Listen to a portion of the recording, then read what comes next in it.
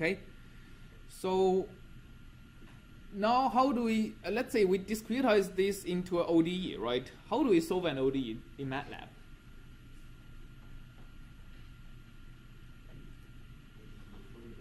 ODE 45, right?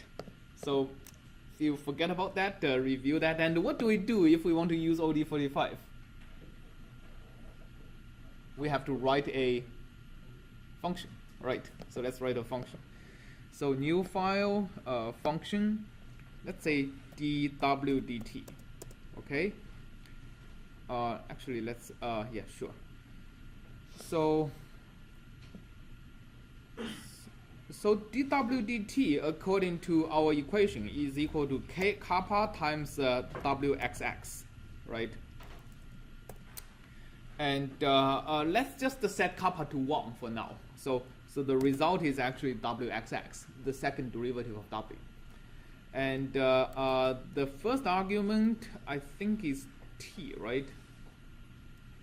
So I mean, we can find out if it's not t. And in MATLAB, whatever function we are not going to use, we are going to just replace it with tilde. All right. In Python, we replace it with the underscore. It's kind of more or less a convention, so that MATLAB is not going to highlight it, saying it's unused variable. Right. Otherwise, it says unused variable. So what we are going to do is. Okay, so so first of all, we have to compute n. N is the length of w, right? So because w is the number of unknowns, that does not include the duplicate ones. So n is actually the length.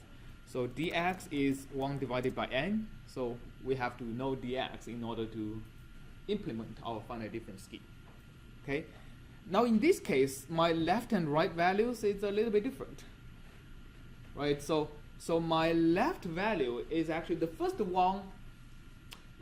The first left value is actually the very end of the domain, right? So w left or wi minus 1 is equal to, I have to say, w at the end and w1 to n minus 1.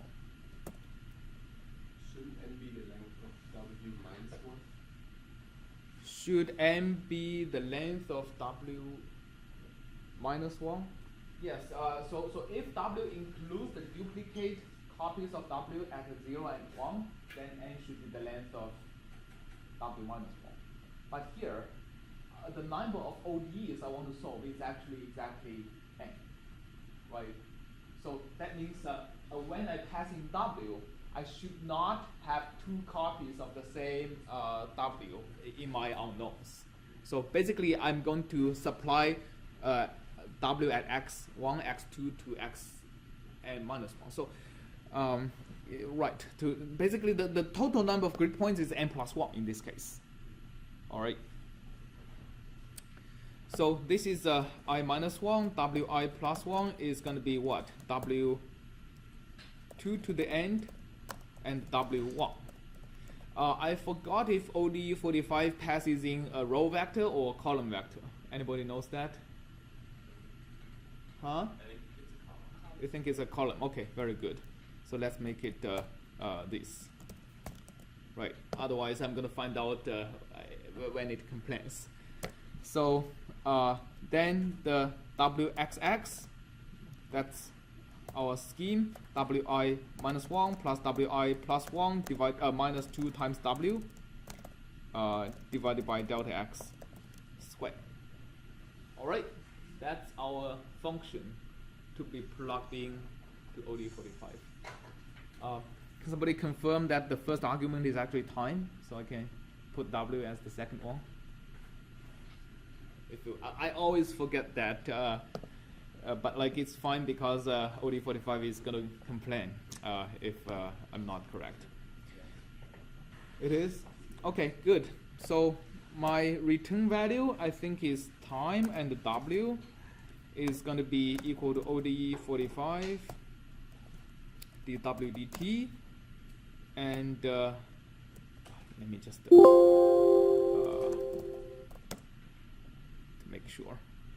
So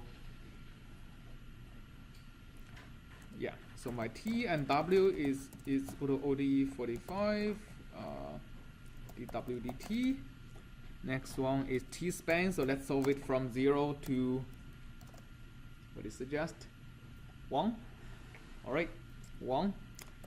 And Y0, so that's my W0. I need to transpose it so that it's a column vector. So that seems to work. So okay, thanks for confirming it's a column vector, otherwise I'll get some complaints. So let's see, go to our workspace. We have T to be 609 by 1 double, so that's the time steps ODE 45 automatically has chosen for us. And W is 609 by 11 double, so that's the solution of this ODE at all these grid points. So just for us to, we have already plotted the value of W initially. So let's actually plot X and the entire solution W to see what it is. So here is it. Initially, it's the largest amplitude sine curve, and we can see it decreases in magnitude as time goes on, right? Another plot we can use is we can plot T and W transpose. And we can see this exponential decay of the function at all the grid points. So that coincides with our analytical solution, right? Okay, and so the question we want to ask is how much error did we introduce? Okay, and well, of course, it's a little bit too. Well, the final solution is going to be 0, so it doesn't really make much sense to study the error over here. So let's pick a much smaller delta x. How about 0.05? All right, to study that. So let's make another 0.05, and let's do the same thing. So now we are seeing kind of the exponential decay, but like as you can see, not all of them are going to be exponential decay, right? So we obviously see some error happening somewhere. All right. So let's look at the solution at the very end. W is end. So that's our numerical solution at the end of the simulation. Seems a little bit different from what I expected. Let's see. Did I make an error here? Huh? Dx actually, why would it be n minus 1?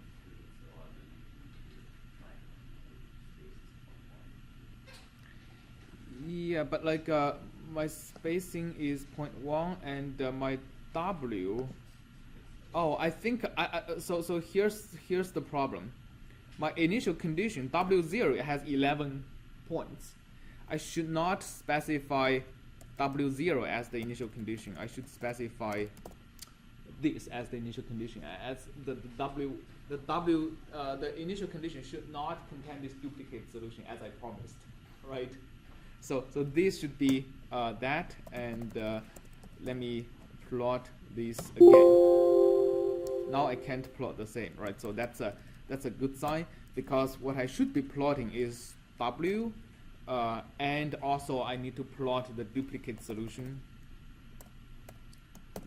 at the first grid point, right? So that's the solution.